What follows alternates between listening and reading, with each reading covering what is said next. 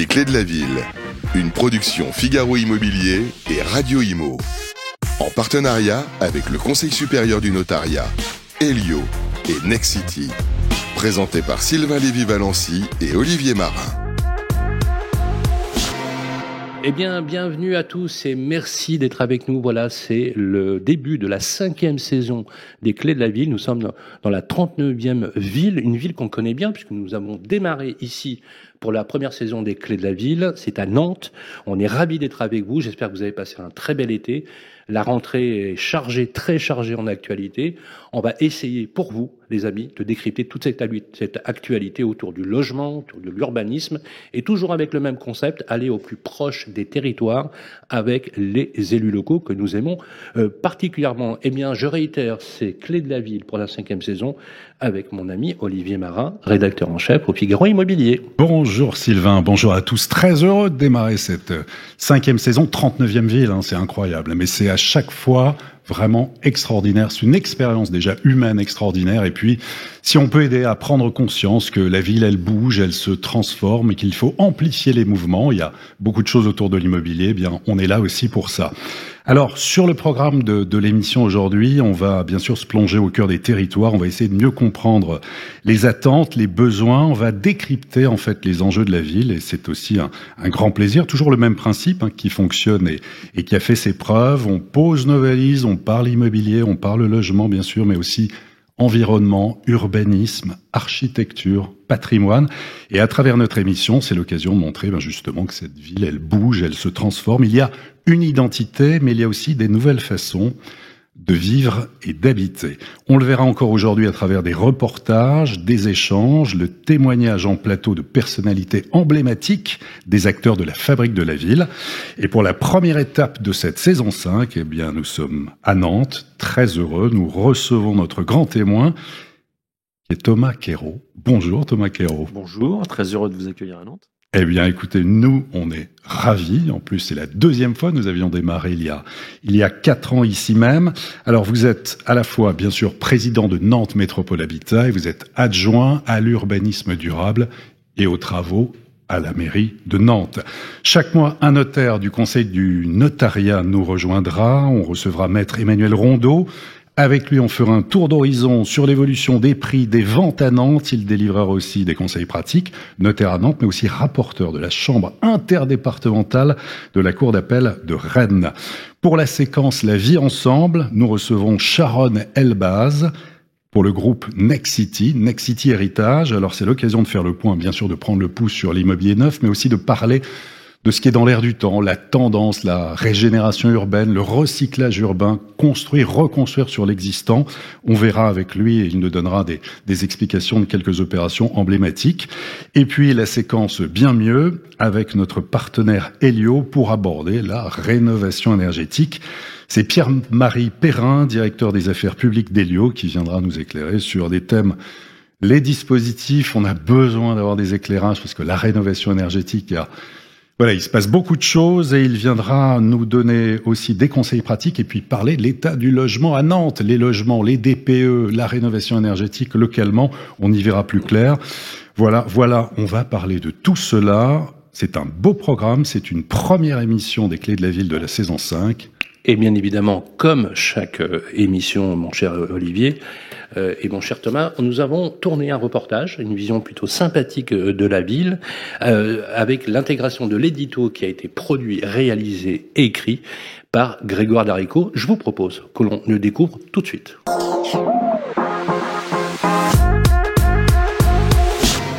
Chers amis, quel plaisir de vous retrouver pour cette 5e saison des Clés de la Ville, une émission chère à nos yeux et qui met en valeur tous les mois les talents des régions françaises. Aujourd'hui, nous sommes à Nantes, la 39e étape, pour inaugurer notre nouvelle saison et c'est avec joie que nous vous accueillons dans la cité des Ducs de Bretagne, l'un des nombreux surnoms donnés à cette belle ville, 6e commune la plus peuplée de France.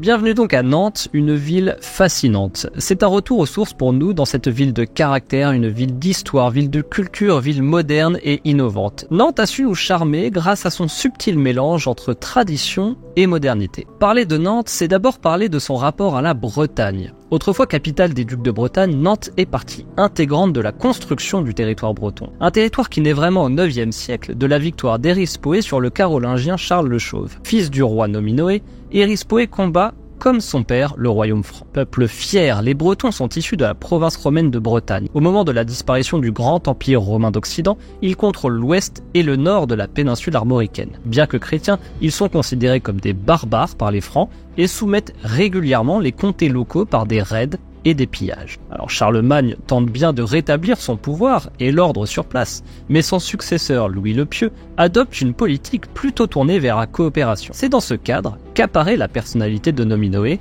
d'abord placé à la tête des Bretons en tant que vassal du roi des Francs, puis militant pour une indépendance totale de la Bretagne vis-à-vis du pouvoir royal.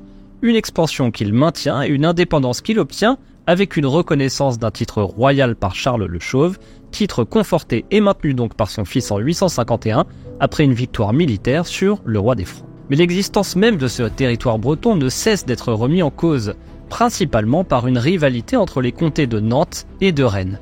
Une rivalité qui cesse au XIe siècle, Nantes fait alors partie intégrante d'un territoire breton aux frontières fixes jusqu'au XVIIIe siècle, une situation inédite en Europe. Nantes est la plus grande ville de ce territoire devenu duché de Bretagne au XVe siècle après sa conquête par le roi de France. Nantes est conquise en 1488 et c'est François Ier qui marquera sa préférence pour Nantes au XVe siècle en y construisant un château dans lequel sa fille Anne naît. Il faut dire que la ville est bien implantée, à l'embouchure de l'Erdre et sur la Loire, non loin de la Sèvre nantaise. Nantes est une place stratégique dont la position sur la Loire permet la navigabilité des navires à fort tonnage. Le port de Nantes s'est donc vite développé grâce à son ouverture maritime. Nantes est aussi le premier site, depuis l'embouchure de la Loire, sur lequel un pont a pu être construit avant le milieu du XXe siècle. Tant d'éléments qui auront façonné la puissance économique et commerciale de la ville. Une ville cantonnée dans son enceinte fortifiée jusqu'au Moyen-Âge, une enceinte qui devient vite trop contraignante. Nantes se développe alors sur la rive droite de l'Erdre et de nouveaux bourgs et quartiers apparaissent. Une nouvelle muraille est construite au XIIIe siècle.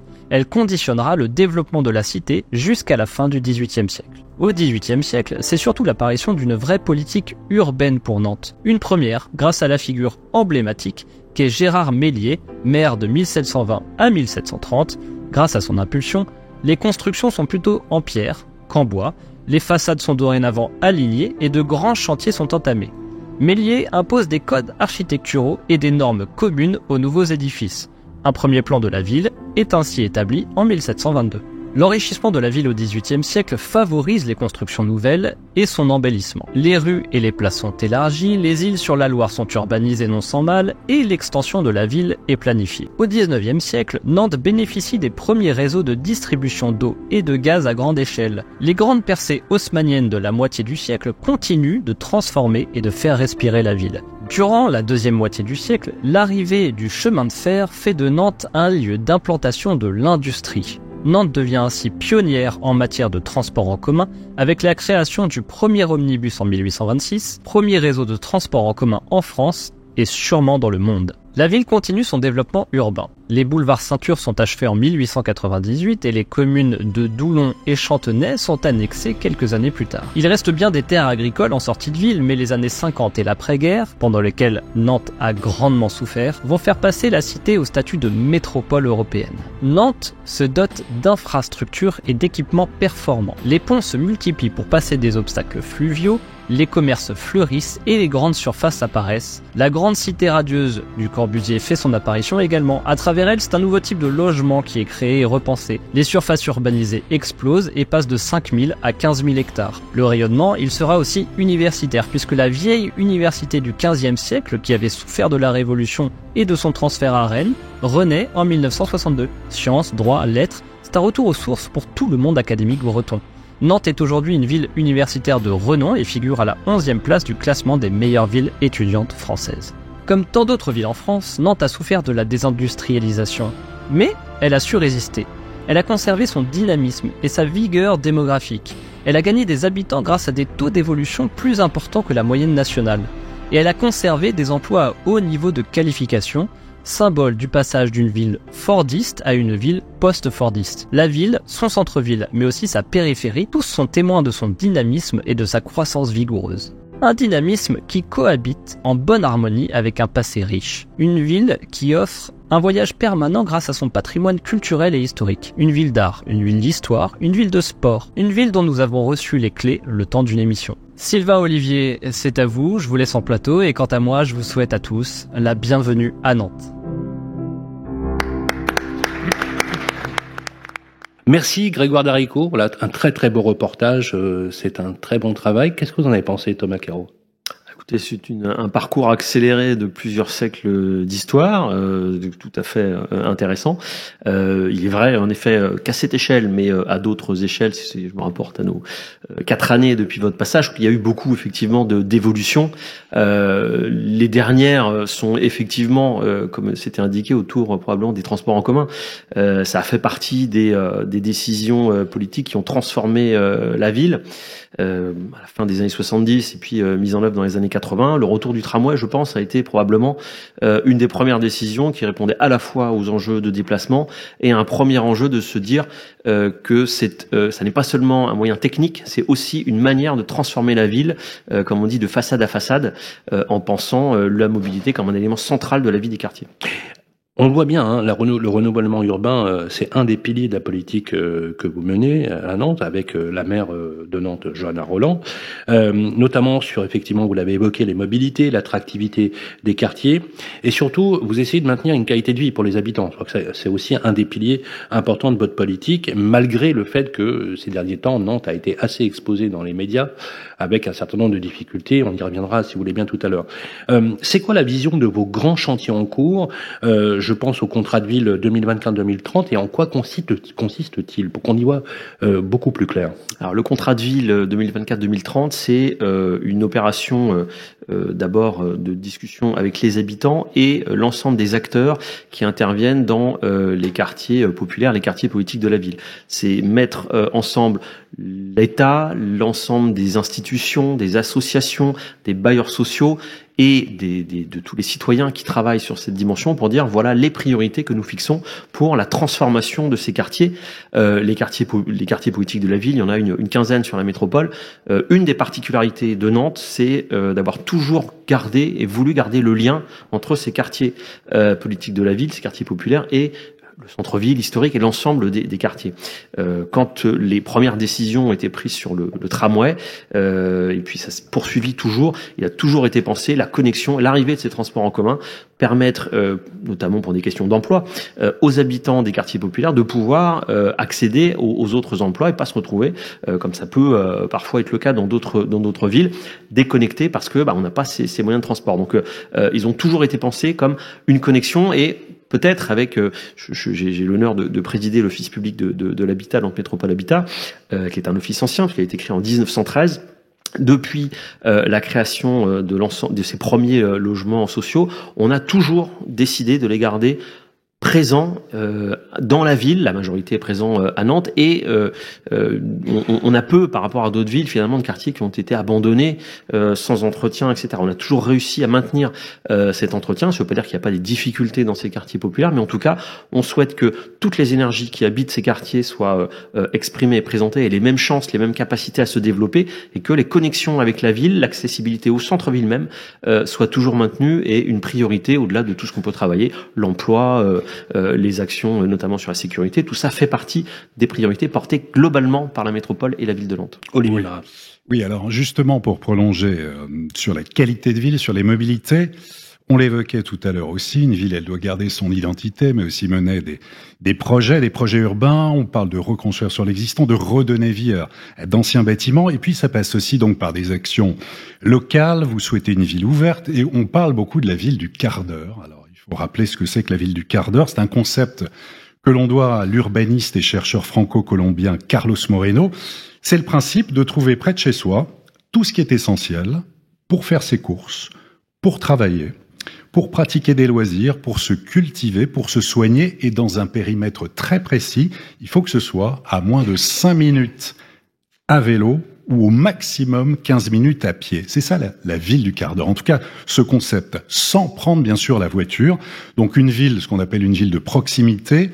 Et il y a eu à Nantes, il faut dire, des tests menés notamment, je crois, à Prairie-au-Duc, dans le quartier.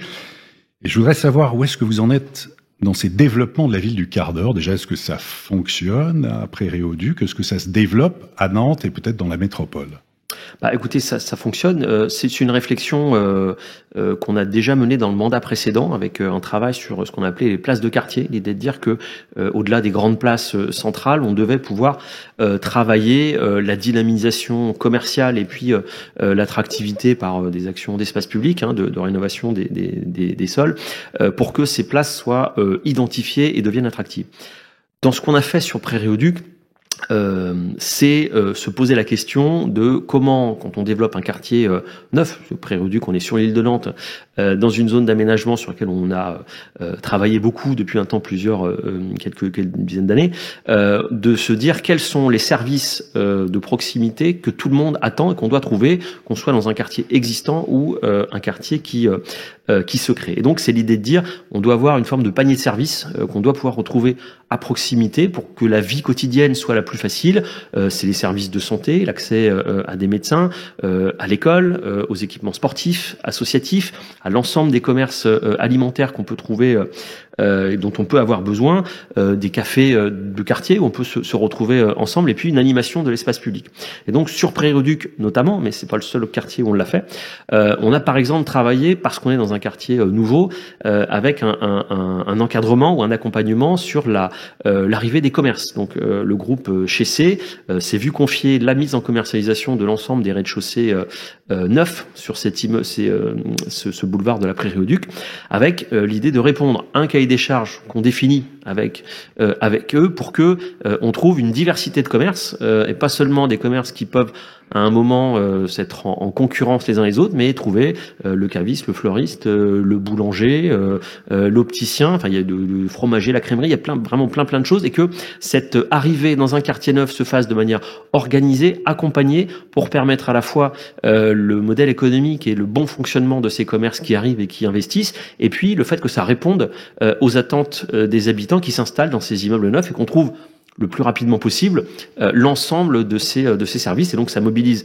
des acteurs économiques, les services de la ville, et puis ça nécessite une mise en réseau d'un certain nombre d'acteurs, notamment les acteurs de la santé qu'on accompagne au niveau de la ville. On sait qu'aujourd'hui, la question des déserts médicaux et de l'accès à des rendez-vous de soins généralistes ou spécialistes, elle se pose pas seulement dans les campagnes, même si c'est une réalité aussi, mais se pose aussi en ville où on a des départs en retraite qu'on essaye de compenser et d'accompagner. Mais ça se développe dans les quartiers alors ou pas? Ça existe aussi. Tout à fait. C'est une notion qui est intégrée dans nos documents d'urbanisme, dans nos schémas directeurs, dans l'ensemble de nos grandes zones de développement neuf, mais aussi dans les quartiers où on essaye de réfléchir sur l'organisation des polarités commerciales et l'accompagnement d'un certain nombre de services de proximité.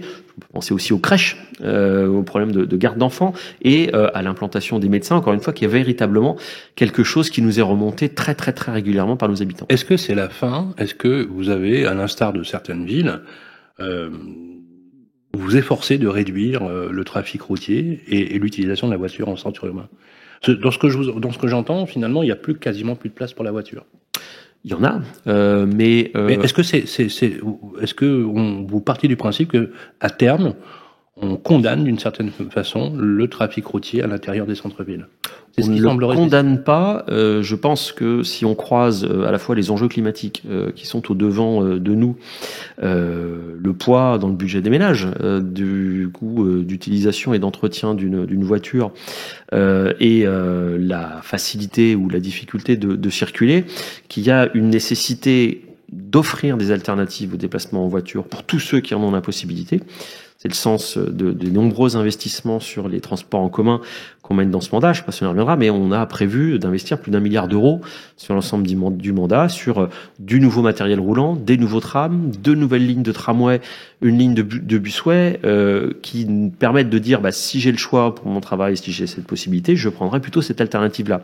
Et ensuite, en effet, de se dire que dans la ville de demain, on donne la priorité au trafic pour les résidents, pour ceux qui y habitent, mais que tout ce qui est circulation de transit On a fait un petit rapide survol historique de la ville derrière. Dans les 20 dernières années, il y a 20 ans, en 92, plus de 20 ans. En 92, quand il y a eu la transformation du cours des 50 otages, avant, il y avait en plein centre-ville, pas de tramway, il y avait une double artère avec 2 fois 4 voies qui traversaient, coupaient, voire le centre-ville.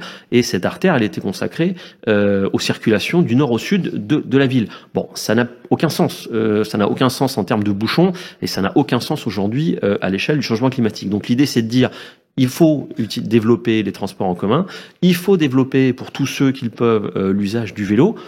Les résidents, en effet, ils peuvent et ils doivent pouvoir avoir des solutions pour se stationner, mais tout ce qui est circulation de transit, ça doit passer par ailleurs. On peut plus aujourd'hui considérer qu'on doit amener, comme dans les années 70, des grandes pénétrantes qui font circuler les voitures du nord au sud ou de l'est à l'ouest de la ville et qui créent des véritables coupures, ou bien amener de grands parkings. L'exemple probablement le plus emblématique, c'est le projet de Gloriette Petite-Hollande, qui était, jusqu'à il y a encore quelques temps, un grand parking gratuit le week-end et le soir, qu'on va transformer en une place où l'ensemble des Nantais, des métropolitains ou des visiteurs vont pouvoir se retrouver. On va y planter 1000 arbres pour y créer un espace de ressourcement et de fraîcheur pour faire face demain au changement climatique et aux épisodes de canicule, là où on avait avant un parking à ciel ouvert bitumé. Bon, c'est ce qui est demandé par les habitants. L'essentiel, je pense, c'est qu'on continue à offrir ces alternatives et ces perspectives et qui permettent à chacun de se déplacer mieux, moins cher, et puis de répondre aux grands enjeux de la ville. La ville a été labellisée en 2015, je crois, labellisée site énergie.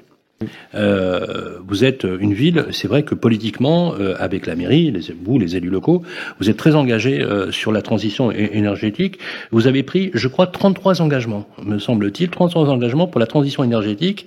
Je vais vous demander de résumer finalement en quoi ça consiste ces engagements, pas forcément sans rentrer dans le détail, on reprendra les éléments sur la rénovation énergétique, et comment vous avez fonctionné pour pouvoir impliquer les Nantais et les Nantaises dans ce projet qui est un projet assez vaste. Pour quel paysage, quel mode de vie, quels accès à l'énergie, quelles sont les innovations. Je crois qu'il y a eu quasiment 7 mois de débat et de concertation. Est-ce que vous avez adopté une feuille de route?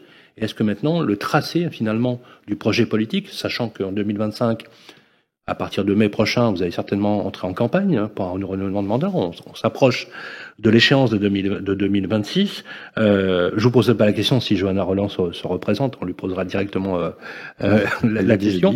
Mais où est-ce qu'on en est sur ce fabuleux projet qui est un projet emblématique, qui a créé beaucoup de débats. Et donc c'est vrai que vous avez pris le temps de la concertation. Où est-ce que vous en êtes aujourd'hui?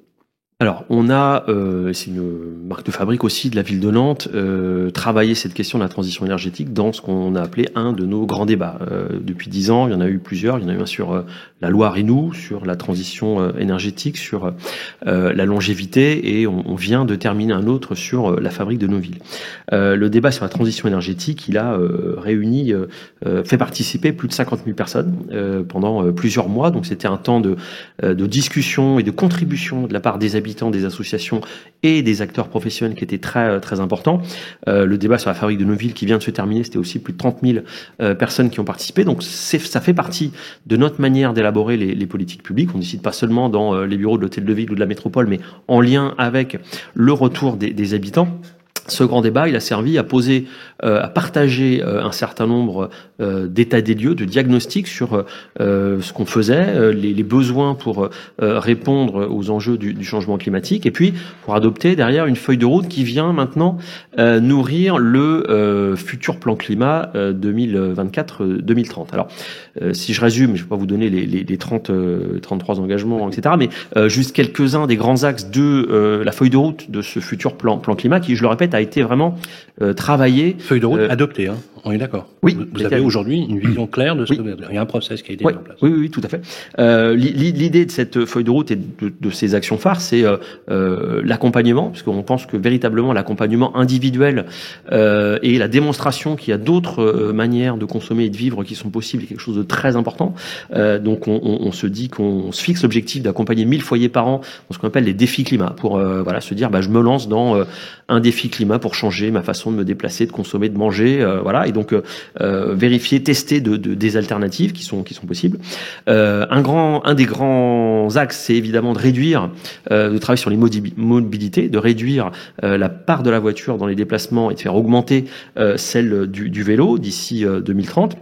De travailler également sur la rénovation des logements, 10 000 logements par an rénovés, que ce soit dans les copropriétés privées, mais aussi sur les logements sociaux, donc propriété des bailleurs sociaux. De travailler avec les acteurs locaux, notamment du bâtiment, sur les questions de réemploi et d'usage du matériau biosourcé. C'est aussi des choses très importantes. Un des grands enseignements du débat sur la fabrique de la ville, c'était le message porté par les habitants de dire il faut faire autrement, il faut faire avec le déjà là, l'existant, et on peut pas seulement travailler sur le neuf. Donc les questions de réhabilitation, de rénovation, de réemploi des matériaux sont des choses très importantes sur lesquelles on travaille. On commence déjà à travailler sur un certain nombre de nos actes, mais sur lesquels il faut travailler de manière plus large, avec des ressourceries de matériaux qui soient à l'échelle des attentes d'une filière structurée comme telle sur le territoire de la métropole. Et puis un travail aussi sur les productions d'énergie, que ce soit les énergies renouvelables, comment on peut les accompagner, des ombrières sur les parkings, aux panneaux photovoltaïques sur les toits. Et puis un grand enjeu qui est pour nous très fort, qu'on a déjà travaillé depuis plusieurs années, qui est assez structurant, c'est la place des réseaux de chaleur. C'est-à-dire comment est-ce que on peut utiliser une partie de nos déchets pour produire de l'électricité et de la chaleur qui vont permettre d'alimenter des logements. Donc c'est quelque chose dans lequel on s'est engagé, qui nécessite forcément des investissements assez structurants, parce que il faut faire passer quand même des gros tuyaux un peu partout dans la ville. On a pris l'engagement de fournir cette énergie de chaleur à 50% de nos logements sociaux, et puis sur les secteurs où on est connecté, y compris de raccorder les logements neufs, les grands équipements, et ça c'est des leviers très importants pour réaliser des économies de gaz à effet de serre. Olivier. Alors justement, autre engagement, et on va prolonger en fait sur l'écologie, la place de la nature en ville. Il faut savoir que la métropole nantaise, elle compte 1 million d'arbres. 1 million d'arbres. Et pour préserver et développer ce patrimoine, je crois que les élus donc des 24 communes ont signé c'est une charte, justement. C'était en avril dernier pour protéger les arbres du territoire. Il y a 24 engagements, et puis il y a aussi une règle qui est la règle 3, 30 et 300. Et là, c'est un concept en fait qui vient du Québec. 3, 30, 300, ça veut dire permettre à chaque habitant d'avoir un arbre, au moins 3 arbres autour de chez lui, de bénéficier d'une couverture végétale sur 30% de son quartier minimum et d'avoir un lieu arboré à moins de 300 mètres de son logement. C'est 3, 30, 300. Ça vient du Québec. À Nantes, vous avez pris ça en main. La démarche, elle concerne les arbres situés dans le domaine public. Donc, les citoyens et les professionnels sont aussi encouragés. Mais est-ce que ça veut dire que les propriétaires privés seront à Nantes demain concernés ? Bien sûr. Alors c'est cette charte métropolitaine de l'arbre et puis la politique plus globale de végétalisation. Elle vient de, je dirais, l'importance des services que nous rendent les arbres, que ce soit les arbres privés ou les arbres sur l'espace public, pour faire face, je le répète, aux événements récurrents de canicule, mais aussi de changement climatique global. Il faut avoir l'accès et ce service que nous offre la canopée, l'ombre, la protection, puis le rafraîchissement. Et donc, on a effectivement adopté récemment en Conseil métropolitain cette charte de l'arbre avec cet objectif du 3-30-300. Alors, c'est pouvoir voir de sa fenêtre 3 arbres. Minimum. Pas interdit d'en faire plus, de pouvoir avoir cette couverture, cet indicateur de couverture de canopée à laquelle on peut avoir accès, et puis cet espace vert à moins de 300 mètres de son domicile ou de son travail, qui sont véritablement, on le voit régulièrement l'été, qui sont des espaces de respiration nécessaires pour tout le monde, particulièrement pour ceux qui peuvent être dans des logements qui sont inadaptés aux périodes de chaleur, il y en a de plus en plus, et qui doivent être des espaces accessibles. La question de la distance est effectivement très importante. C'est pas, on peut pas se contenter non plus de 300 mètres à vol d'oiseau. Il faut aussi se poser la question du trajet réel. Et donc effectivement, on s'est posé cet objectif valable sur l'ensemble du territoire. En effet, ça concerne on se pose cette question dans l'aménagement des espaces existants, des rues, des parcs, de nos zones d'aménagement, des grands projets de création de logements. Mais ça concerne aussi, en tout cas on l'intègre dans les documents d'urbanisme et nos réflexions sur le développement de la ville, les propriétaires privés. Sur ce million d'arbres, il y en a plus de 70% qui est situé sur des terrains privés. Alors ça peut être des jardins de maisons, des ensembles d'entreprises ou d'autres propriétaires immobiliers, mais du coup, la préservation de l'arbre et le développement de la plantation concerne évidemment la ville, mais elle doit concerner aussi tout le monde. Et donc, on surveille, on accompagne, on pose des règles sur l'évolution et l'entretien des arbres qui sont effectivement nécessaires. Et on a des vrais objectifs. Aujourd'hui, le chantier de développement de la ville nature, je citais l'exemple de Gloriette Petit-Hollande tout à l'heure, mais on pourrait évoquer la grande promenade nantaise de la gare à la Loire, le développement du jardin extraordinaire avec son deuxième volet qui viendra en 2025, qui sont autant d'exemples dans la grande centralité métropolitaine, mais aussi dans les quartiers populaires. Faut savoir qu'on a plus de 50% de notre budget de végétalisation qui touche les quartiers populaires. Donc ça n'est pas seulement quelque chose qui est réservé au centre-ville ou aux quartiers les plus faciles, mais à l'ensemble des quartiers de la ville doit poursuivre cet enjeu de végétalisation et d'égal accès à cette ville nature, qui est un élément de qualité de vie qui est nécessaire. C'est pour ça qu'on est reconnu à Nantes, c'est vrai, depuis longtemps, mais il faut continuer à le développer, voire l'amplifier. C'est tout le sens de la bifurcation écologique. Alors, vous êtes touché également, bien évidemment, par la question cruciale du logement. On manque cruellement de logements, parce qu'on ne fabrique plus de logements. Les chiffres sont vraiment pas bons en termes de production de logements neufs, notamment, qui crée une tension sur le logement ancien, vous le savez, avec des prix dont on a du mal parfois à endiguer, même si effectivement nous assistons à une baisse du volume de transactions cette année, on en parlera tout à l'heure. C'est au cœur de votre priorité, ça on le sait, vous l'avez déjà annoncé, je vais même reprendre les mots, sous un angle solidaire et durable. En quoi ça consiste finalement cette vision de l'habitat d'aujourd'hui, compte tenu du fait que vous avez une démographie qui est plutôt favorable, vous avez un cadre de vie qui est plutôt bon, même si parfois Nantes a été exposée ces derniers temps, même notamment dans les médias, à des problèmes de sécurité urbaine qui ont été prises en main, notamment je pensais aux caméras de vidéosurveillance, de sécurité, qui sont quand même des éléments essentiels pour la qualité de vie, production de logements sociaux, le plan logement d'abord que vous avez initié, les types de modèles d'habitat. Vous avez évoqué la nature en ville. C'est vrai que la renaturation, c'est le redéploiement, la catalysation finalement d'une diversité qui se porte plutôt bien en ville et qui est nécessaire. Comment on fait pour conjuguer à la fois cette naturation dont vous parlez, le fait que finalement vous désartificialisez un certain nombre de points, vous avez évoqué les parkings par exemple, entre autres, et en même temps il faut quand même bien loger les Français. Et aujourd'hui, je vous le dis, on a vraiment du mal à se loger à Nantes parce que les projets sortent pas. Et on a presque l'impression, pardonnez-moi, mais que il y a de la part de la collectivité locale une volonté finalement pas de restreindre les projets, mais finalement de se dire c'est un peu difficile de sortir des projets, de signer les permis de construire, les autorisations d'urbanisme. Comment vous conjuguez? On comprend ça, hein, on comprend vos impératifs. Il y a pas de souci là-dessus. C'est vrai que les Nantais veulent pas voir des tours ou voir des grues. On en parle souvent avec Olivier. Mais enfin, il faut quand même bien loger tout le monde. Et il y a de vraies difficultés. Et ces difficultés, elles apparaissent de façon très criante chez vous. Et je sais que vous, à la tête justement de Nantes Habitat, vous êtes soumis tous les jours à cette problématique et ces injonctions. Comment on fait pour résoudre cette situation? On en parlera tout à l'heure avec les promoteurs.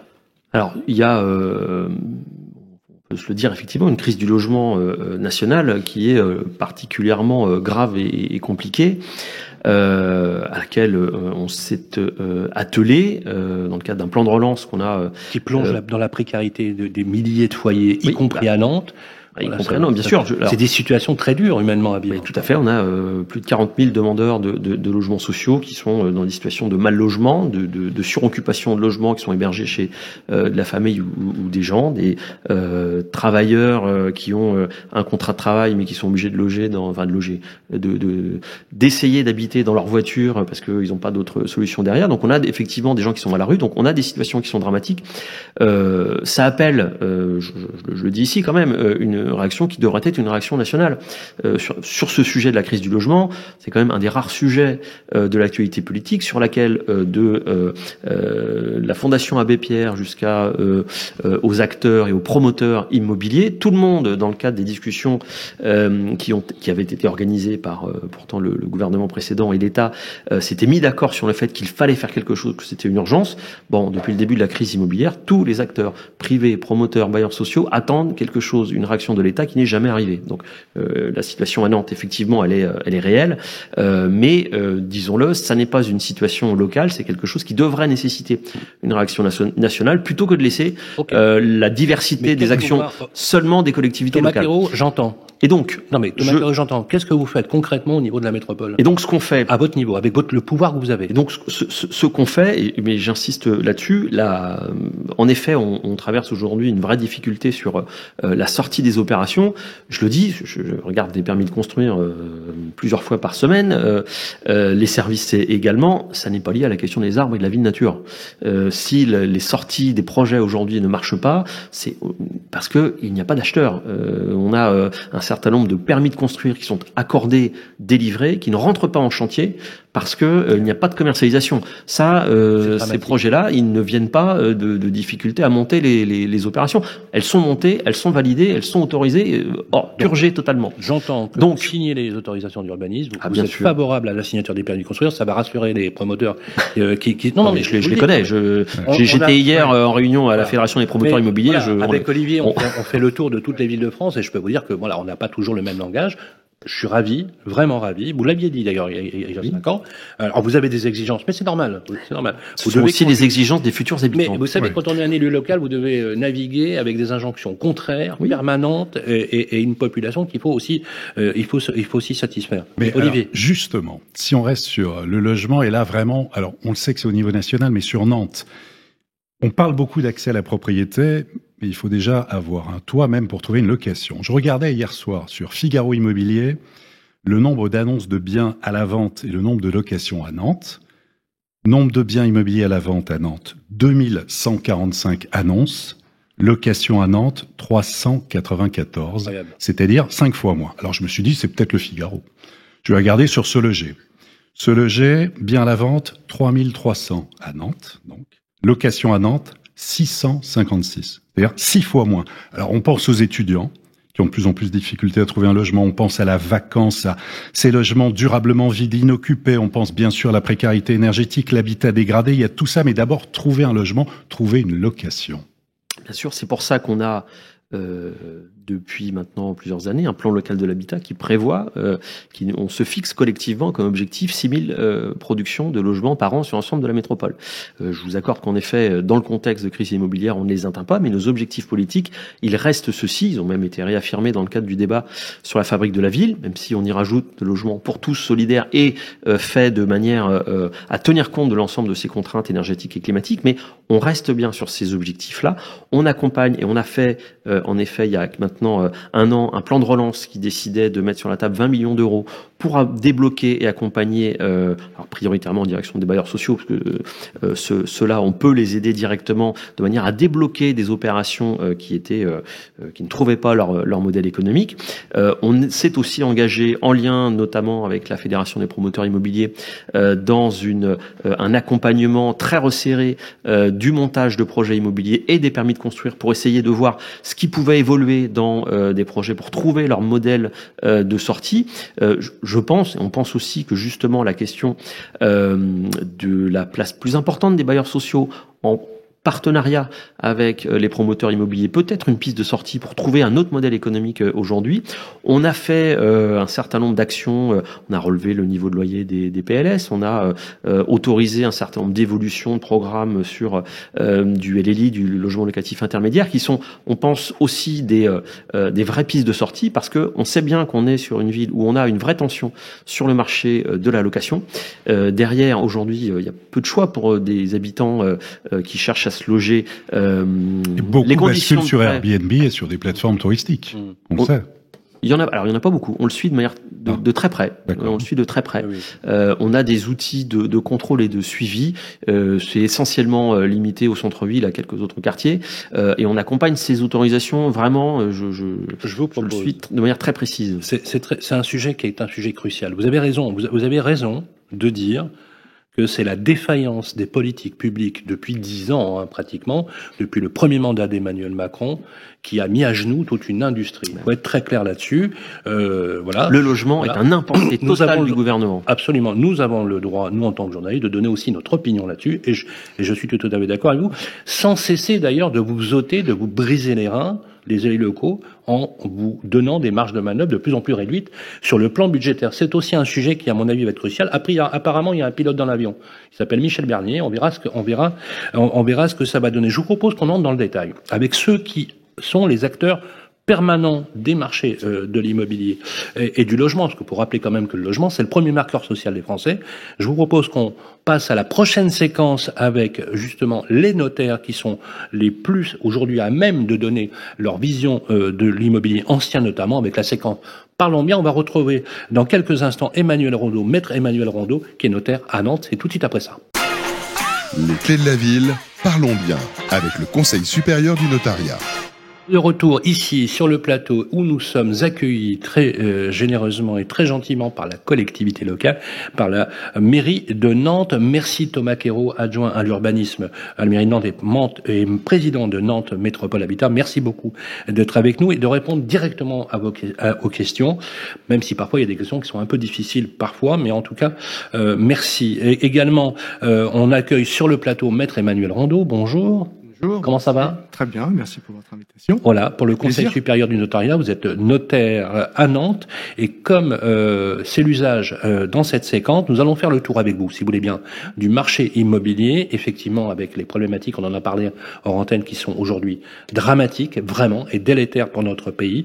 Et comme c'est la tradition, c'est notre ami Olivier Marin qui va vous poser la première question. Oui, alors tout d'abord, chaque mois, on reçoit donc un notaire. On est très heureux de vous recevoir, maître Emmanuel Rondeau. Vous êtes notaire, vous êtes aussi rapporteur de la chambre interdépartementale qui dépend de la Cour d'appel de Rennes, voilà, c'est ça ? Tout à fait. Juste une petite précision. Effectivement, oui. Il y a une particularité avec la Loire-Atlantique, c'est que d'un point de vue administratif, on dépend de la région des Pays de la Loire, mais le notariat dépend, lui, de la Cour d'appel de Rennes, judiciairement, donc de la Cour d'appel de Rennes, et donc, du coup, nous dépendons de la Bretagne, ce qui nous rapproche un petit peu du petit film que vous avez présenté tout à l'heure, du lien entre la Loire-Atlantique et la Bretagne. Voilà. Et donc, effectivement, je suis élu à Rennes.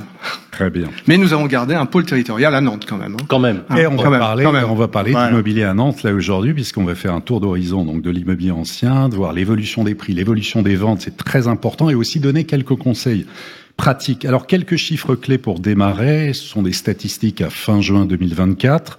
3540, comme 3540 €. Ça, c'est le prix médian au mètre carré d'un appartement ancien à Nantes. Il y a évidemment des grandes disparités selon les quartiers, mais voilà, ça donne une petite tendance. Près de 10% de baisse sur un an, mais en 5 ans, quand on regarde dans le rétroviseur, les prix avaient augmenté de quasiment 20%.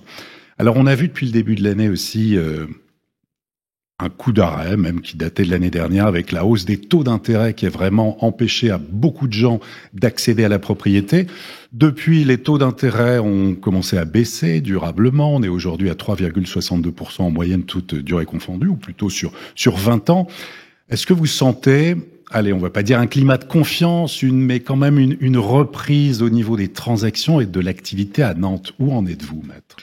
Alors, il n'y a pas forcément une grande reprise en ce moment. Hein. Donc, je pense que c'est un peu partout pareil en France. Hein. Il n'y a pas de discussion là-dessus. Vous sentez pas d'indicateur qui vous permettrait de dire bon? Aujourd'hui, non.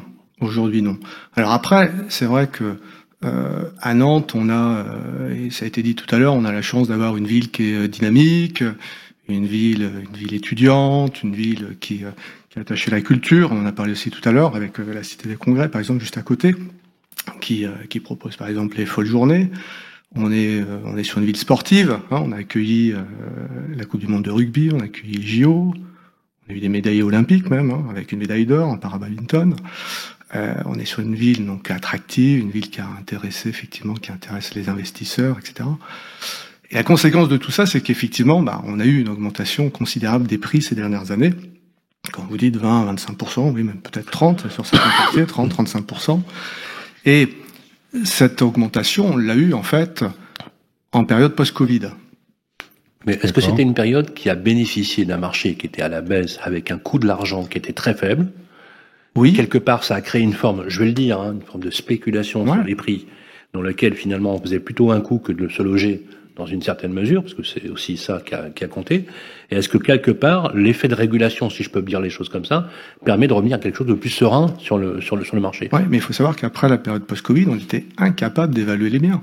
Les gens, ils voulaient des maisons avec des bouts de jardin, ils voulaient des appartements avec balcon ou terrasse, ils voulaient des appartements de rez-de-chaussée avec des bouts de jardin. On était incapable d'évaluer ces biens-là. Et qu'est-ce qui s'est passé? Parce que un bien par exemple qu'on pouvait estimer 300 000 euros, on pouvait le vendre 350, 360 000. Alors qu'est-ce qu'on a fait? Au niveau du notariat, on a fait beaucoup de ventes interactives, en fait, de ventes aux enchères des biens. Les clients venaient nous voir pour des appartements, des maisons, et des biens que effectivement on évaluait 200, 300, 400 000 euros, ils prenaient tout de suite aux enchères, parce qu'on avait pas mal d'acquéreurs. Beaucoup de gens voulaient effectivement se loger avec des petits brins d'espace vert, et donc les biens étaient vendus extrêmement cher. Vous aviez, quand vous dites extrêmement cher, c'était vendu trop cher, peut-être. Ouais. Oui, ça a été vendu trop cher, bien évidemment. Il y a un effet bulle, bien sûr, finalement, qui s'est bien créé. Sûr. Est-ce qu'on revient pas à une normalité? Si, tout à fait, et heureusement d'ailleurs, parce qu'effectivement, on était parti sur des prix complètement délirants. Et donc aujourd'hui, évidemment, tout se recadre, tout se remet effectivement sur des prix un petit peu plus normaux. Et depuis, en fait, nous, si vous voulez, le volume des ventes à Nantes, on a constaté une diminution déjà dès le deuxième trimestre 2022. Et donc fin 2022, on avait déjà un volume de vente qui était déjà en baisse sur Nantes. On n'avait pas beaucoup de baisse de prix par contre. Par contre, 2023, continuité effectivement des baisses des volumes, et là, début effectivement de la baisse des prix, aggravé effectivement en 2024. Aujourd'hui, effectivement, on peut estimer que sur Nantes, on a perdu en volume pas très loin d'un tiers.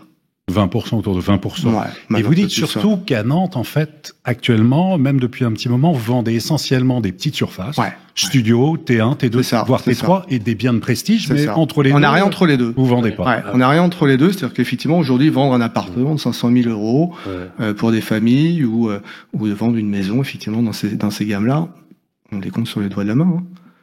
425 000 euros, ça c'est le prix moyen d'une maison. Prix médian, Prix médian à Nantes. Sur la métropole, c'est moins. Quel est le type d'acquéreur et quels sont aussi les quartiers porteurs? Si on devait prendre une photo, vous qui êtes un spécialiste justement de Nantes, sur investisseur, primo-accédant, secondo-accédant. Alors effectivement, on en a parlé tout à l'heure. Il y a l'île de Nantes qui fait partie des quartiers effectivement très porteurs à Nantes, où il y a eu beaucoup de constructions neuves d'ailleurs sur l'île de Nantes. On fait quelques dossiers de promotion là-bas. Et puis il y a le CHU qui est en pleine construction, projet énorme. C'est le deuxième projet de chantier européen. Voilà, plus gros chantier français, deuxième sur le plan européen, donc attire forcément pas mal de monde. Et puis donc ça, c'est effectivement, le centre-ville est toujours très attractif. Et puis vous avez des quartiers comme aux alentours du parc de Procès, espace effectivement de verdure, vers Saint-Donatien, Saint-Félix, tout ça, ce sont des quartiers qui sont très porteurs. Saint-Donatien, Saint-Félix, là on est à combien à peu près au niveau des on est à 5 000 euros du mètre carré. 5 000 euros du mètre carré. 5 000 euros du mètre carré. Et puis à côté de ça, effectivement, vous avez des quartiers un petit peu plus populaires qui ont fait là, d'ailleurs l'objet de rénovation, comme Malakoff, comme le Braille-Malville, où là effectivement on est sur des prix un petit peu moins élevés, mais on est quand même peut-être à 2 500 euros du mètre carré, même si des fois on a pu passer des ventes avec des prix inférieurs à 1 000 euros du mètre, sur des appartements qui n'étaient pas forcément en très très bon état. Autour de Nantes, alors quelles sont là aussi les communes à suivre, et un petit peu d'avoir une idée sur les prix pratiqués, que ce soit maison ou appartement. Alors autour de Nantes, effectivement, sur le nord de Nantes, on a des communes effectivement qui se portent plutôt bien au niveau tarif, comme la commune de Sautron, comme Orvaux, comme Couéron, la Chabossière, par exemple. Et puis on est sur des tarifs effectivement aux alentours entre 4 et 5 000 euros du mètre carré selon les biens. Et ça reste abordable. Ça reste abordable. Non, c'est compliqué. Il n'y a pas beaucoup de ventes aujourd'hui. Le profil, c'est quoi? C'est des primo-accédants? Non, c'est pas des primo-accédants. À l'instar de ce qui se passe en France, ont été les premières victimes justement de la hausse brutale des taux. Oui, effectivement. Bah Parce oui. que, Donc c'est surtout des investisseurs et des personnes qui ont plus de moyens. Tout à fait. Aujourd'hui, les primo-accédants, c'est compliqué pour eux. Bah oui. On a des taux effectivement qui ont baissé. On est quand même monté à plus de 4,5 à un moment. Là aujourd'hui, on est entre 3,5 et 3,8 selon la durée de l'emprunt. C'est mieux et on devrait atteindre les 3% en fin d'année. Oui. Normalement, s'il n'y a pas un événement économique. Ouais, mais on en parlait tout à l'heure. Il y a pourtant des solutions à ça. Aujourd'hui, qu'est-ce qui bloque nos vendeurs? C'est qu'ils ont acheté il y a quelques années avec des taux d'intérêt qui étaient à moins de 20%. Bon. Quel est leur intérêt à eux de revendre un bien alors qu'ils ont un emprunt à 1% pour reprendre un nouveau bien avec un taux à 3,5? Et qu'est-ce qu'il faut faire? Il faut obliger les banques à pouvoir transférer les prêts. Et on résout des prêts vous évoquez NIM et d'autres. Et on résout une partie du problème. Oui, vous évoquez la portabilité des prêts. Il y a certaines banques qui le font quand même. Oui, mais très peu. Parce qu'il n'y a pas de jugement, il n'y a pas de loi qui interdit. Non, mais il faudrait. C'est discrétionnaire. Ouais, je suis d'accord avec vous. C'est un usage. Je voudrais demander à Thomas à Thomas Quérault de réagir sur ce que nous dit. C'est très clair ce que nous dit Emmanuel Rondeau. On voit que les premières victimes sont les classes moyennes et les primo-accédants qui n'arrivent plus à se loger. Bien sûr.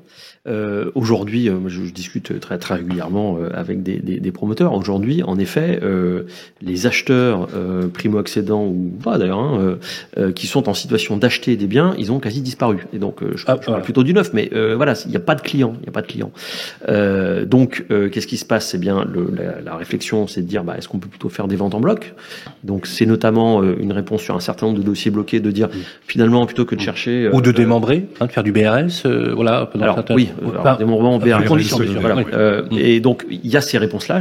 Récemment, je pense à Réalité qui a fait une vente en bloc de quasiment une centaine de logements pour permettre la sortie de l'opération. Moi, j'avais 70 logements sociaux dans l'opération. CDC Habitat a acheté Laurent et Lélie. Bon, voilà, ça fait un projet qui sort. Là, ces chiffres qu'on connaît, que je découvre pas aujourd'hui, ils démontrent l'importance pour la collectivité de dire qu'est-ce qu'on peut faire pour permettre aux gens de se loger. Aujourd'hui, un des phénomènes sociaux très importants qui fait qu'on a une crise de logement, c'est notamment les évolutions familiales, mais notamment les séparations. Quand rapidement un couple se sépare et qu'il faut trouver deux logements, pas forcément en acquisition mais en location, on est sur des réelles tensions, vous évoquiez, sur les offres de logement, et donc il faut pouvoir trouver quelque chose. Donc les réponses, c'est se dire il faut accompagner tout ce qui est projet, y compris qui porte de la location.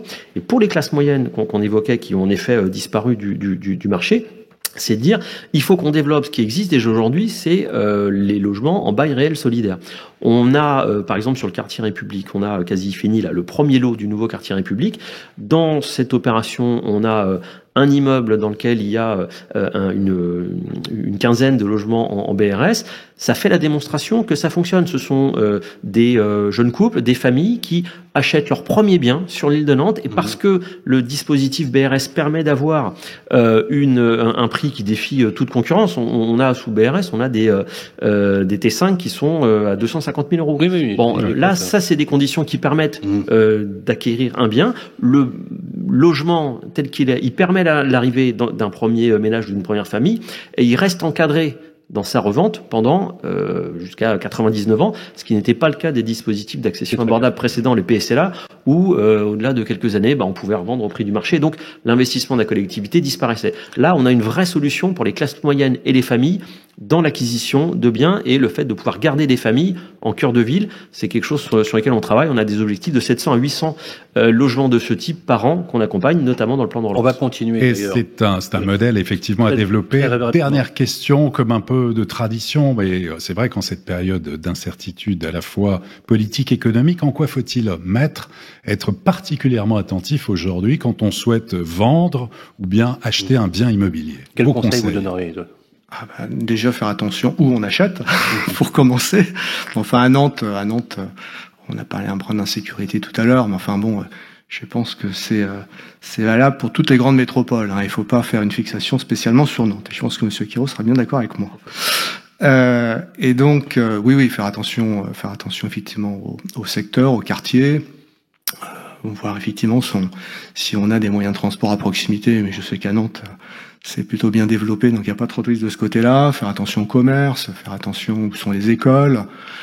Et puis, effectivement, regardez un petit peu le DPE. Hein, on a vu que ça pouvait avoir quelques contraintes. Le diagnostic de performance énergétique, tout à fait. Il peut y avoir quelques contraintes de travaux éventuellement à réaliser, donc et qui peuvent être d'ailleurs avoir un impact sur la négociation du prix. Hein.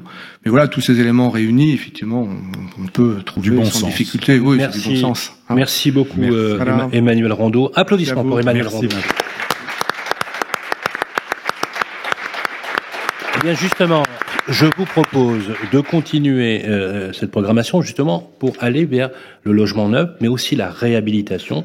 On parle beaucoup de régénération urbaine. Ça tombe bien, on a le leader sur le plateau. Dans quelques instants, nous allons recevoir pour la séquence justement où on parlait de l'immobilier neuf, la vie ensemble avec nos amis de Nexity Héritage qui vont arriver sur le plateau. Nous allons recevoir le président de Nexity Héritage, Sharon Elbaz, dans quelques instants, tout de suite après ça. Les clés de la ville, la vie ensemble avec Nexity. Eh bien, de retour sur le plateau, ici, dans notre bonne vieille ville de Nantes, le soleil s'est invité, ce qui est une très très bonne idée. On est ravis de vous retrouver pour la vie ensemble. J'aime beaucoup cette chronique, la vie ensemble avec nos amis de Nexity. Ça tombe bien, nous avons le président de Nexity Héritage qui est avec nous. Bonjour, Sharon Elbaz. Bonjour Sylvain. Merci d'être avec nous. On va Merci de l'invitation. évoquer les sujets à la fois de la construction de logements neufs, bien évidemment, puisque vous êtes le promoteur emblématique qui prônait depuis maintenant plusieurs dizaines d'années le logement abordable. Vous êtes d'ailleurs le leader en matière de logement abordable, et vous évoluez avec la marque Nexity Héritage vers ce qu'on appelle la régénération urbaine, la réhabilitation. Je vais vous demander juste une chose. C'est historique, la présence de Nexity sur le territoire. Oui, Nexity est le leader, vous l'avez rappelé, de la promotion immobilière en France, et évidemment la présence de Nexity sur le territoire date de plus de 25 ans au travers de ses différentes filiales. Nexity Immobilier Résidentiel dirigé par Loïc Dubernet. Vous avez aussi GFI avec Alexandre Benucci qui est ici. Et donc Nexity est présent depuis des années et construit du logement neuf sur et tout le territoire de la métropole. Voilà, très ancré dans le territoire depuis plus de 25 ans. Plus de 25 ans avec des projets emblématiques. On était sur le site du Tripode qui est le siège de la direction régionale pour l'Atlantique, où on a un quartier mixte avec un hôtel, une résidence étudiante, des bureaux de Nexity. Plus récemment, GFI sur un projet plus à Carquefou, c'est ça, à Carquefou, avec un projet qui réfléchit un petit peu, encore une fois, on est dans le résidentiel, mais on réfléchit à la qualité d'habiter, on réfléchit à la mixité, donc vous avez des bâtiments de logement, il y a du social, il y a du live, il y a aussi du coworking au pied des bâtiments, on s'adapte aussi aux nouveaux modes d'habiter sur tout le territoire. Est-ce que on continue, pour être très concret, on en a parlé avec Thomas Quérault, ça tombe bien, c'est vous qui présidez aux destinées du logement et de l'urbanisme ici. Est-ce qu'on construit aujourd'hui à Nantes? Est-ce qu'on continue à produire du logement? Alors, on continue à produire du logement, puisque c'est quand même notre raison d'être. Mais effectivement, à Nantes comme ailleurs, on a parlé, je rejoins les conclusions monsieur le notaire. Maître Emmanuel Rondeau. Maître Rondeau. Effectivement, on est dans une période de crise de la demande, de la solvabilité.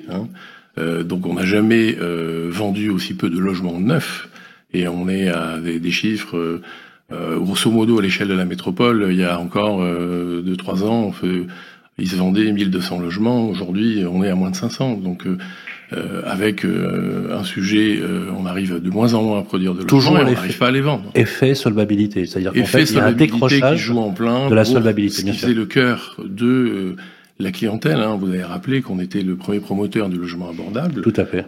Des primo-accédants, etc. On a toujours eu à cœur de loger tout le monde chez Nexity. Et effectivement, avec l'augmentation des taux, alors même si ça va un petit peu mieux, il y a moi je voudrais pas être complètement, on n'est pas négatif, on pense que la situation est compliquée, mais il y a quand même quelques indicateurs de reprise. Oui, par exemple, il y a en lien, il y a plusieurs niveaux, c'est-à-dire qu'effectivement les taux commencent un petit peu à baisser, mais encore faut-il que les gens reprennent le chemin du dialogue qu'ils avaient avec leurs banquiers. Il faut que les banques accordent des prêts, etc., indépendamment du taux. Il faut qu'ils soient solvables. Il y a des dispositifs qui ont été élargis, comme le prêt à taux zéro, qui permettent de solvabiliser. Nous, on fait des efforts pour solvabiliser cette demande. On va lancer une grande campagne à la fin du mois, qui va aider. On fait des comparatifs ou parfois, dans certains de nos programmes, il est aussi intéressant de louer que d'acheter. Donc on essaye d'accompagner. Tout le monde fait un effort pour solvabiliser cette demande, parce que on le rappelle, le sujet numéro 1, c'est que les gens ont envie de se porter acquéreur de. Alors, ça veut dire la demande, elle existe. Ça veut dire réinventer des modèles aussi, s'adapter, parce que le pouvoir d'achat, on voit que c'est très compliqué. Donc produire aussi des logements écologiquement responsables, socialement inclusifs, économiquement abordables, tout ça, c'est très compliqué. Ça veut dire aussi chez vous que vous repensez des modèles. C'est un vrai programme politique là. Hein. On repense tout le modèle de production de logements, parce que il faut construire du logement abordable sans renoncer à ce qui fait le logement d'aujourd'hui, c'est-à-dire une certaine qualité d'habiter, en même temps, et je vais en parler avec Héritage, une réflexion complète sur la décarbonation de notre activité, etc. Aujourd'hui, la production de logement devient une équation à de nombreux inconnus, c'est un exercice complexe, mais qu'on essaye de... Mais Sharon Elba, je voudrais qu'on entre, pour ceux qui nous écoutent, dans le concret du marché, on a bien compris. Et vous avez raison de dire une chose. Et là, je le dis devant tout le monde, il y a souvent un procès négatif et injuste qui est fait à l'encontre des promoteurs. Ce ne sont pas les promoteurs qui sont contributeurs de la hausse des prix. Il faut savoir qu'on a un coût des matériaux, un coût de main-d'œuvre et surtout, un coût de l'empreinte foncière qui est très élevé. Et donc, il y a aussi une réflexion qui ne peut être que politique pour endiguer cette surenchère sur le foncier, qui est quand même la matière première. Je vous vois opiner du chef, donc vous êtes d'accord avec moi, Thomas. Il faut vraiment qu'on ait ne serait-ce que sur une... Non, mais pour vous dire, ne serait-ce que sur une réflexion d'une fiscalité sur laquelle on marche sur la tête, hein, sur le foncier, pour justement libérer un peu plus de foncier. J'aimerais qu'on parle des prix, si vous voulez bien.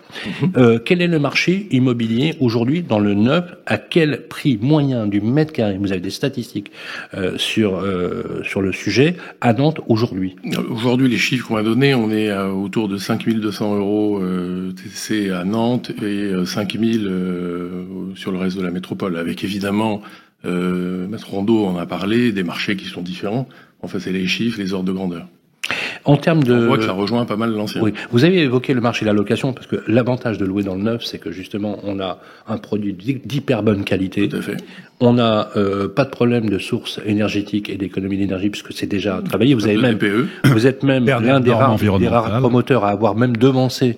Quand vous étiez soumis à la RT 2012, on est passé à la RE 2020, on a remplacé le T par le E. Vous aviez même devancé, puisque vous étiez déjà prêt pour la prochaine trajectoire 2028-2030. On est à 2025 déjà. Oui, 2025. On est à combien au prix au mètre carré? On loue à combien dans le neuf? C'est autour de 18 euros à le mètre carré et 15 euros mensuel sur le reste de la métropole. Oui. Ah oui, quand même, c'est pas. Oui, mais vous avez. On est sur des prix presque pareils. On est venu tout à l'heure à la tension sur le marché locatif, etc. Et donc, on parlait de l'attractivité de Nantes. On le rappelle, et Véronique Bédag, notre présidente, le rappelle partout. C'est-à-dire le logement, c'est un élément principal de l'attractivité. Le nombre de maires qu'on peut rencontrer qui nous disent ma ville est attractive, des entreprises s'installent, l'emploi est pas un sujet et on n'arrive pas à loger. Et ça va finir par être un problème. Et c'est pour ça qu'on insiste sur le fait, et Thomas l'a rappelé, que c'est un sujet national. Comment on fait, Thomas Quérault, pour le foncier? Alors, pour libérer les fonciers? Non, mais la vision politique. Ce que vous maîtrisez, je sais que vous le faites, vous jouez le jeu, ça y a pas de souci. Ouais. Mais comment on fait sur le foncier, notamment le foncier diffus? Je pense qu'il y a deux sujets sur le foncier. Ça fait partie des choses qui nous ont été dites dans le cadre du débat sur la fabrique de nos villes par les habitants, les participants, qui étaient de dire faites quelque chose sur le foncier. Il y a une autre manière d'envisager les choses. Ça veut dire, de notre point de vue, qu'il faut effectivement s'engager plus fort sur une question de régulation foncière des prix. Donc on a pour ça décidé de mobiliser jusqu'à 2026 60 millions d'euros pour pouvoir acquérir du foncier et travailler différentes choses. Plutôt d'abord vers les bailleurs sociaux, mais les bailleurs sociaux, ils peuvent aussi travailler. Bien je sûr. sais que c'est des choses que sur lesquelles je travaille à Nantes Métropole Habitat. Pourquoi pas aller vers de la VFA inversée, c'est-à-dire que le bailleur social, il fait le chantier et puis à un moment, il revend pour peut-être. Donc on peut maîtriser le coût du foncier, en tout cas, c'est ce que. On peut. Il faut le faire et donc derrière, ce sera, on vend au lieu que ce soit les bailleurs sociaux qui achètent 25% d'un immeuble pour faire du logement social, on pourrait vendre une partie des logements qu'on a construits aux promoteurs qui eux le commercialiseraient. C'est une première réflexion. Sur le foncier, il y a aussi un deuxième niveau, c'est-à-dire qu'à la fois il y a un rôle de la collectivité, il y a peut-être aussi un enjeu d'autorégulation dans le monde de la promotion, parce que on voit un certain nombre de projets qui arrivent et les promoteurs nous disent bah voilà, j'ai ce projet-là, mais bon moi je peux pas sortir si j'ai pas tant de SP et tel niveau de prix. Parce que à un moment, la référence de prix elle est trop chère. Quand il faut acheter 4 maisons, surface plancher. Surface plancher. Quand il faut acheter 4 maisons à Nantes pour faire une opération, 4 maisons, on peut arriver à 2 millions d'euros. Bon, 2 millions d'euros de charges foncières, 4 fois 500 000. Et j'ai encore, Monsieur Rondeau me dit que c'est donc voilà, c'est un minimum, mais je le sais parce qu'en tant que bailleur social, on peut être aussi amené à regarder ça. Donc la question des références de prix entre promoteurs et d'une forme de ce qui est naturel, hein, d'effort pour dire c'est moi qui et donc c'est quoi, c'est bonjour 40 au revoir 60 ou c'est des démarches qui sont faites vis-à-vis de personnes qui sont vendeurs, et puis à un moment quand quelqu'un est passé, qu'on lui a dit votre maison elle vaut 550 000, celui d'après qui dit mais non moi je peux le prendre mais ça serait à 400, il dit non je vends pas. Donc ça fait monter les prix, vous le voyez souvent, ça, oui j'ai un certain nombre en tête un certain nombre de projets aujourd'hui qui pourraient sortir, sauf que la charge foncière des opérateurs elle est trop élevée, elle ne permet pas la sortie de l'opération. Alors c'est très bien que vous le disiez, puisque effectivement c'est un vrai sujet. Les promoteurs sont-ils à la source parfois d'une surenchère un peu délétère finalement, qui sont des favorables fonciers? La parole du promoteur. Je vais en dire deux mots. Le foncier en France, jusqu'à preuve du contraire, il y a quelque chose qui s'appelle la propriété privée. Donc chaque fois qu'on est face à un propriétaire privé, il fixe librement son prix, et effectivement on est dans un secteur concurrentiel. Et tout est dans le dialogue avec la commune, qui est capable de dire sur ce foncier, je suis capable d'accepter. Il n'y a pas de surenchère, il y a concurrence sur des fonciers. Mais là, on parle d'un type de foncier très précis. Quand on reconstitue un foncier à partir de maisons, etc., on parle de diffus. Moi, aujourd'hui, chez Nexity Héritage, on est sur d'autres échelles de régénération. On va parler de site Carrefour, etc. C'est pas la même échelle, Il faut réfléchir au foncier au sens large du terme. C'est-à-dire un bâtiment qu'on réhabilite, dont les usages sont obsolètes. On va le transformer, on va créer du logement à partir d'usages obsolètes. Sharon, reconnaissons que dans le diffus, c'est pas le cas. C'est le point de départ, le foncier. Il y a effectivement une surenchère qui est spéculative, parce que, effectivement, je peux comprendre le promoteur, c'est sa matière première. Votre collègue, il nous dit que ça vaut 350. Moi, je vous en propose 400. Parce qu'ils veulent, effectivement. Donc, forcément, je me mets à la place du propriétaire. Faut être très clair, c'est pas. Alors, justement. Cette surenchère, si je peux me permettre, Sylvain, c'est beaucoup atténué avec la crise de la demande. Aujourd'hui, les équipes, on passe des comités d'engagement, spéculent un peu moins sur les prix de sortie. Alors, vous, chez Nexity, vous êtes très axé sur les innovations. Vous avez un truc que moi, je trouve remarquable. C'est l'opération que vous avez fait avec Carrefour. Vous êtes en train de transformer des centres commerciaux avec des parkings qui étaient à l'époque en zone périurbaine, qui par l'extension urbaine se trouvent maintenant dans la ville, et vous allez en faire de la mixité d'usage et de la mixité fonctionnelle. C'est un vrai chantier d'innovation. Vous êtes d'ailleurs pas loin de toutes les autres innovations, parce que vous avez été également le seul promoteur de faire ce qu'on appelle un permis de construire à double entrée avec le village des athlètes, notamment pour les Jeux Olympiques. Expliquez-nous ce projet de régénération urbaine. Deux mots sur Nexity Héritage. On a considéré depuis quelques années, ça fait très longtemps qu'on fait de la régénération urbaine, mais on a voulu donner un peu plus de visibilité, cristalliser autour d'une marque qui est Nexity Héritage, qui reprend tous les métiers de la régénération urbaine. La régénération urbaine, c'est quoi? C'est la transformation de l'existant.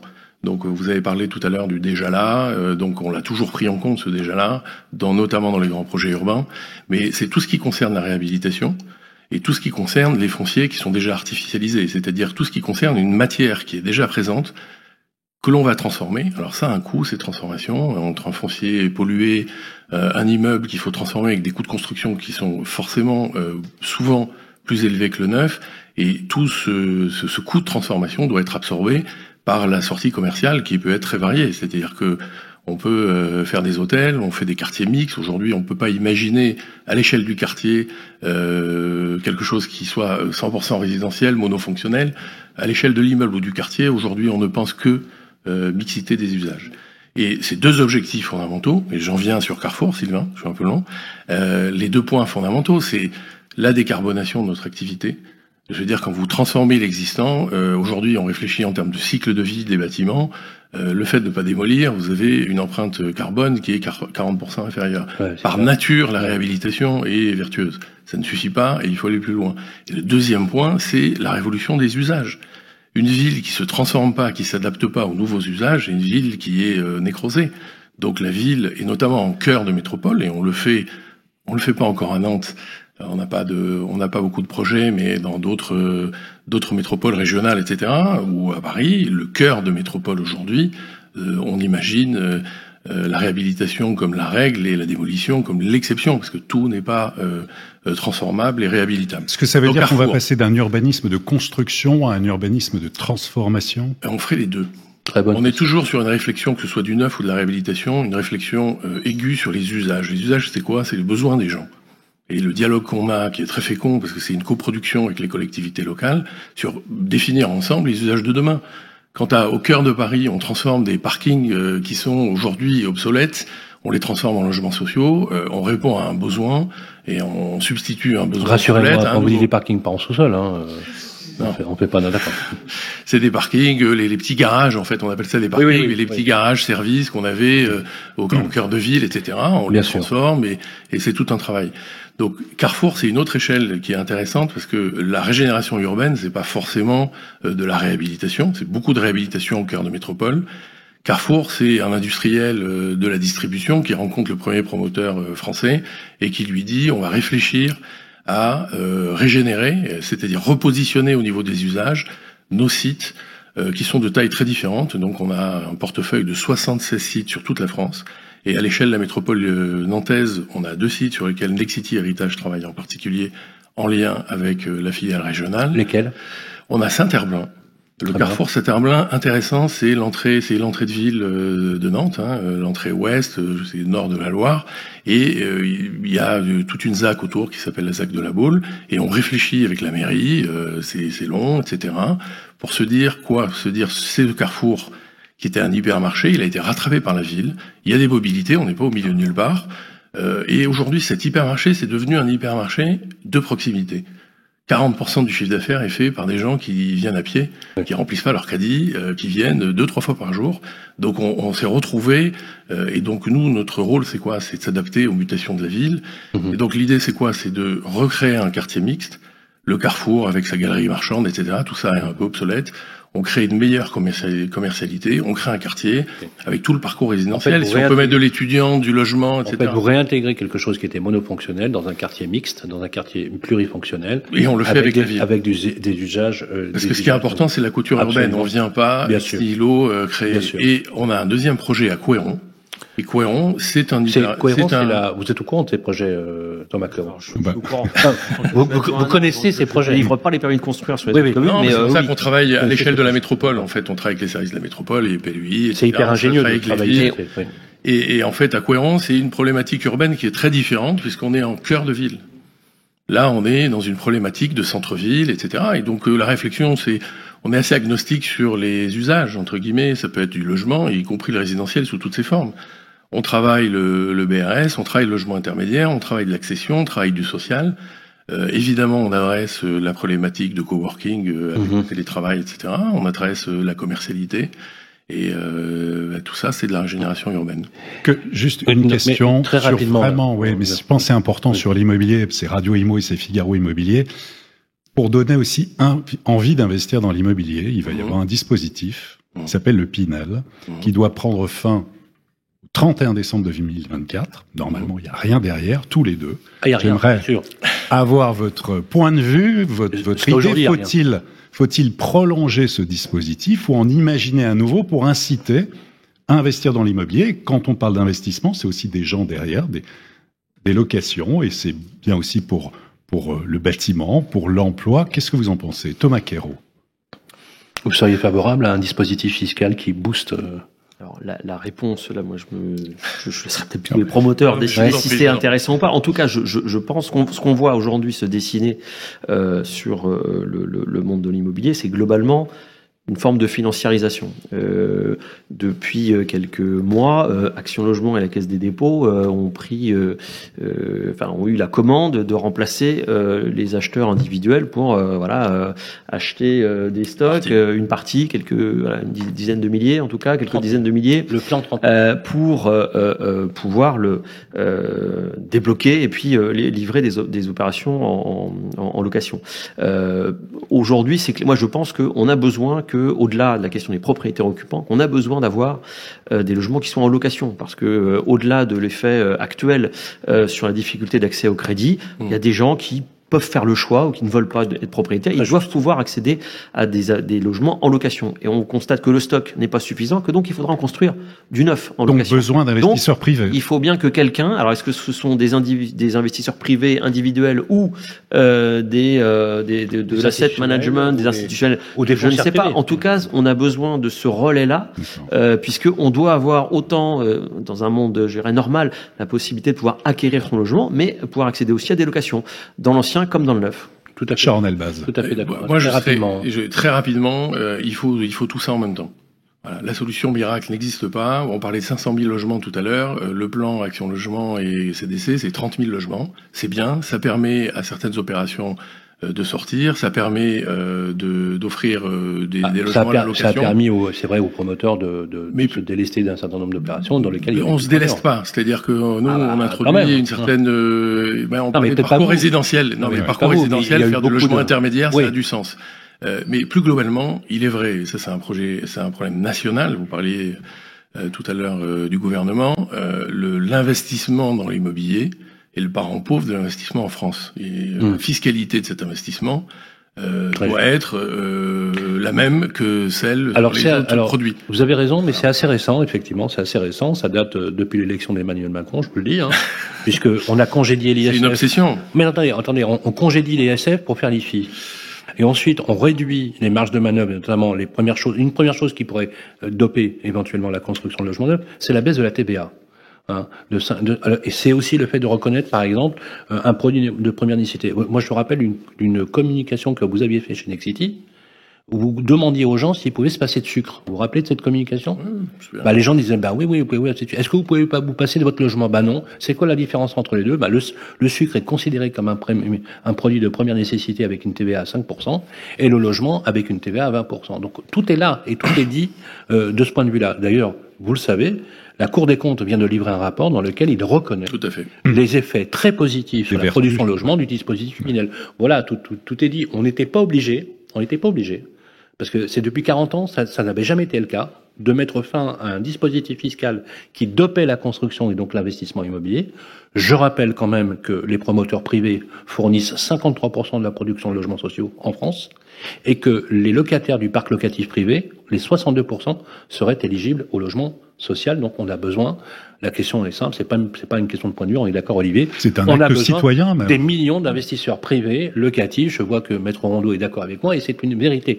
Donc là, qu'est-ce qu'ils prennent aujourd'hui les petits propriétaires? Ils prennent une grosse claque. Voilà. Et donc, il faut désigner aujourd'hui une cause, parce qu'une fois qu'on a désigné la cause, on pourra s'apprêter à des solutions extrêmement concrètes. Applaudissements pour Sharon Elbaz. Merci. Restez avec nous.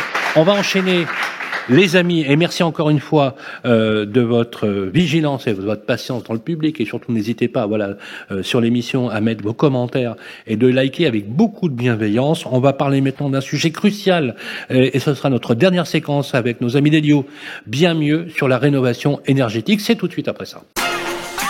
Les clés de la ville, bien mieux avec Elio. Toujours ici à Nantes, frais et dispo, garde à vous pour parler des sujets de la fabrique de la vie, des sujets qui vous concernent et qui nous concernent tous, parce que je peux vous dire que quand c'est mal géré, notamment les problématiques de rénovation énergétique, ça nous pourrit la vie au quotidien. Ça tombe bien, on a un spécialiste sur le plateau, il nous accompagne depuis quelques années maintenant. En un mot, c'est le meilleur, c'est Pierre-Marie Perrin. Merci de ce gentil compliment, Sylvain. Je vais essayer d'être à la hauteur aujourd'hui. Non, mais attendez, vous êtes doué, vous assumez. Vous êtes directeur des affaires institutionnelles chez Elio Solutions. On va parler de la rénovation énergétique, n'est-ce pas, Olivier? Oui, absolument. C'est le chantier du siècle aussi. C'est vrai que la rénovation énergétique, très important, et vraiment on a besoin aussi de vos éclairages parce que une sorte de nébuleuse là en ce moment entre les DPE, ce qui doit intervenir au 1er janvier 2025, on va essayer d'y voir plus clair. Tout d'abord, déjà rappeler Elio, mode d'emploi. Qu'est-ce que c'est Elio?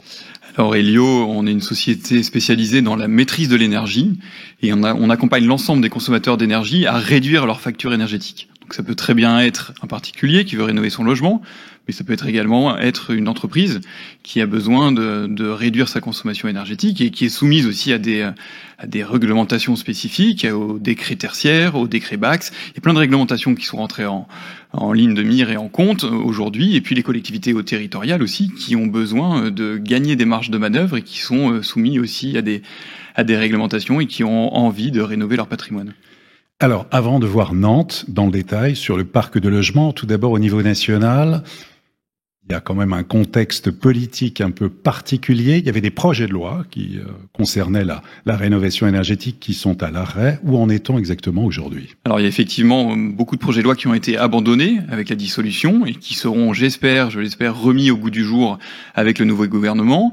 Il y a des signaux qui sont assez négatifs puisque, on l'a vu, les lettres plafonds qui ont été envoyées aux différents ministères par l'ancien gouvernement prévoyait, ou en tout cas prévoit, on espère que le gouvernement revienne, peut-être le nouveau gouvernement revienne dessus, mais plus d'1 milliard de baisse pour MaPrimeRénov'.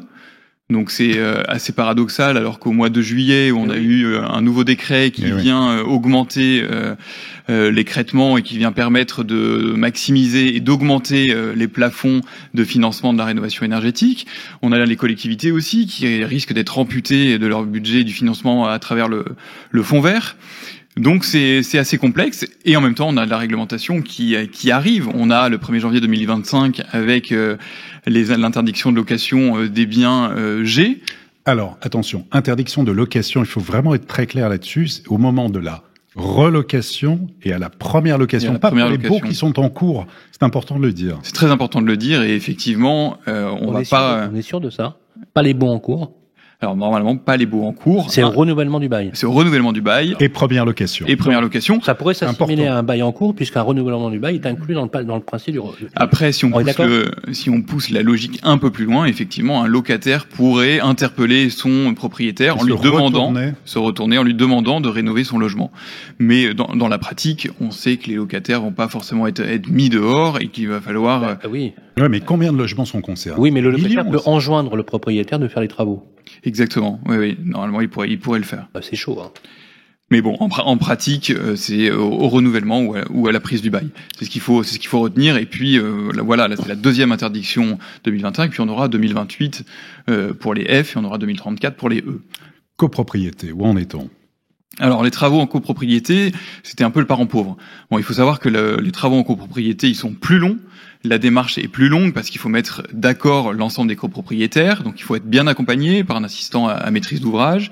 Mais les pouvoirs publics, l'ANA a mis des moyens pour que les copropriétés puissent disposer notamment de MaPrimeRénov' CoPro, mais également d'un dispositif privé qui s'appelle les certificats d'économie d'énergie et qui finance aujourd'hui à quasiment 6 milliards d'euros les projets de rénovation énergétique par an en France. Et c'est un dispositif qui sera amené sûrement, et il devait être annoncé dans les mois qui viennent. Ça a été stoppé, donc c'est pour ça que les acteurs de la filière sont en attente des nouvelles dispositions pour s'engager encore plus fort dans le chantier qu'on appelle le chantier du siècle. Alors maintenant, on va s'arrêter sur Nantes, en particulier le parc de logement déjà nantais. Bon élève ou mauvais élève? Oui. Et Nantes figure parmi les bons élèves.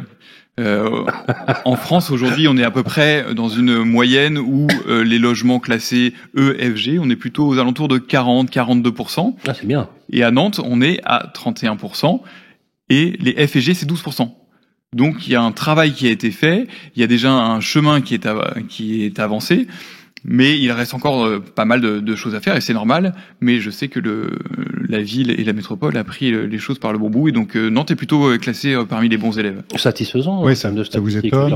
Je dirais que ça répond aussi à une préoccupation. Avant les DPE, on avait déjà lancé dans certains quartiers des OPA, des opérations programmées d'amélioration de l'habitat, ou des OPA-TB qui travaillent sur le thermique. Et donc, on s'était déjà attaqué sur la dimension confort global, mais du coup qui intègre aussi les questions d'isolation.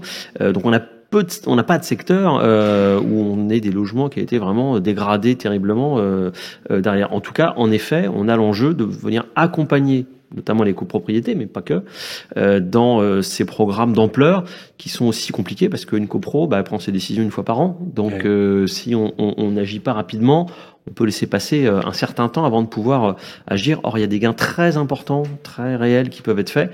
La question vis-à-vis de l'État, c'est quel est l'accompagnement pour créer le modèle économique et donner les moyens, peut-être, alors, est-ce que c'est des avances de fonds, de comprendre mieux le maquis des aides, des dispositifs, qui est quand même un système... faut quand même s'engager là-dedans pour bien comprendre ce à quoi on a droit et comment ça marche. Mais c'est un sujet réel qui aujourd'hui concerne à la fois le froid, enfin l'isolation en hiver, mais aussi l'inconfort en été, l'exposition aux effets de chaleur. Donc on a une double réflexion là où précédemment on disait c'est surtout faut économiser de l'énergie en hiver. Aujourd'hui, il faut penser aussi les questions d'exposition. Ça touche aussi l'isolation, des questions de façade. Donc c'est un vrai sujet global à travailler. Le parc de logements à Nantes, combien de logements déjà? On a un peu plus de 128 000 logements à Nantes et la métropole, il me semble, c'est à peu près 350 000 logements le ratio. Et la répartition, locataires 80% déjà d'appartements, c'est à peu près ce qui représente dans l'ensemble des villes de la même taille que Nantes, à peu près les grandes métropoles françaises, c'est à peu près ça le ratio. D'accord. Alors, comme à chaque fois, Elio, vous nous faites une projection, en fait, sur une rénovation. Vous avez choisi 2 exemples. Alors, tout d'abord, une rénovation globale à Nantes. Alors, un exemple, aujourd'hui, on va aborder surtout le thème des copropriétés, parce qu'on en parlait tout à l'heure. Et dans une copropriété à Nantes de 50 logements, d'une surface habitable d'à peu près 4860 mètres carrés, avec un système de chauffage au gaz, on va réussir à passer d'une étiquette énergétique E à une étiquette énergétique B. Pour un montant de travaux d'à peu près 1 600 000 euros, en isolant les combles perdus, en isolant les planchers bas, en mettant en place une VMC, en remplaçant les fenêtres et en mettant également de la production d'énergie renouvelable avec du photovoltaïque, on arrive à mobiliser 743 000 euros de financement sur 1,6 million. Donc ce qui est énorme, c'est plus d'un tiers. Et donc, pour un reste à charge de 906 000 euros à peu près. Donc c'est beaucoup. Le montant des travaux est important, mais le financement que l'on peut aller chercher, si on est bien accompagné, et Elio, on en parle, mais on a un bureau d'études à Nantes qui s'appelle Akea Énergie, qui est basé aux Sorinières, qui fait l'assistant à maîtrise d'ouvrage, qui va détecter, qui va réaliser les audits énergétiques et qui accompagne notamment les copropriétaires et les syndics de copropriété dans leur démarche afin de se mettre d'accord et d'accélérer, parce qu'on sait qu'aujourd'hui, la rénovation énergétique d'une copropriété, c'est quasiment 3 ans. 2 ans et demi, 3 ans, donc le processus est très long. Donc il faut être bien accompagné. Et justement, c'est ce que disait Thomas Quérault. Pour décrypter le maquis des aides, etc., il faut des spécialistes qui fassent sur la conduction de projet. Et c'est ce que vous faites avec de l'assistance à la maîtrise d'ouvrage. Un grand merci, Pierre-Marie Perrin. Applaudissements. Merci à vous. Pierre-Marie Perrin, directeur des affaires institutionnelles d'Elio Solutions, pour rester avec nous. Il est l'heure de nous quitter. Voilà, c'est la fin de cette émission. On va se retrouver bien sûr le mois prochain. Nous serons à Poitiers, ensuite à Saint-Dizier. On continue notre tour de France. J'aimerais remercier, que vous fassiez, mesdames et messieurs, un tonnerre d'applaudissements à notre invité, notre hôte, qui nous a permis également d'être ici à la collectivité, à la mairie de Nantes. Merci Thomas Quérault, adjoint à l'urbanisme à la Vérité.